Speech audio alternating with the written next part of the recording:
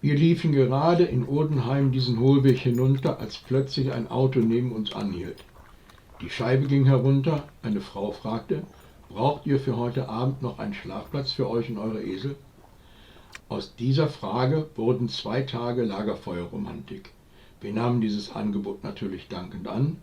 Nur ein paar 100 Meter weiter bezogen wir unser neues Paradies.